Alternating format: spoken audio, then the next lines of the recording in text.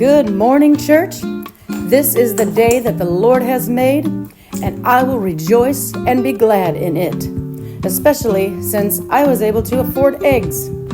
That's right, our chickens are not laying yet. They're just babies out there, so I have to buy them. And looks like I'm still getting some double yolks. That's fun. Now, let's add our extract. You can use vanilla if you like. I'm using almond extract. It gives it a really, really unique flavor, and it's really, really good. Cinnamon. Whoops, that's a little much. Good thing I like cinnamon. The more the better. I was going to add some other things like nutmeg or clove. You can do that if you want to, but just for the sake of simplicity, I just went with cinnamon. And I'm going to beat this really well because I like my cinnamon, but I don't like it in chunks.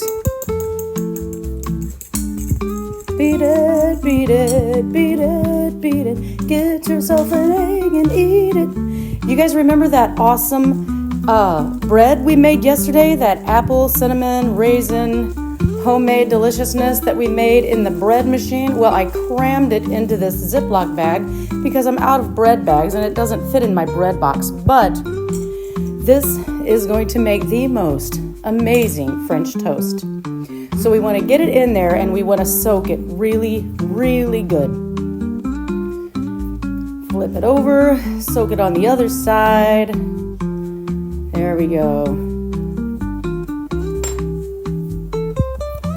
Now I actually had a little bit of time to let this soak as I was making the video because I was doing a little bit of slicing. Now that is just a little teaspoon of organic grass-fed butter.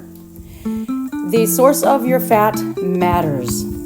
If you're using organic and grass-fed, then butter is not bad for you. Toxins are stored in the fat cells of our body and also in the bodies of animals, which is why it matters that your meats, your butters, your cheeses, your eggs, your animal products, it matters if they're free range, it matters if they're grass-fed, it matters if they're humanely raised, it all matters.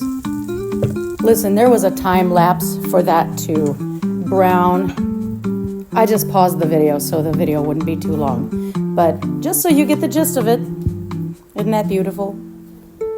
Another thing I like to do is measure out my maple syrup instead of just eyeballing it. This way I will use a little less. Even though maple syrup is a natural sugar and it has minerals and vitamins in it, it also is still a sugar, which of course means less is more. Sometimes I will just dip one bite at a time to make sure I don't overdo it, but this bread was just so flavorful that even after drizzling it on, it was just perfect.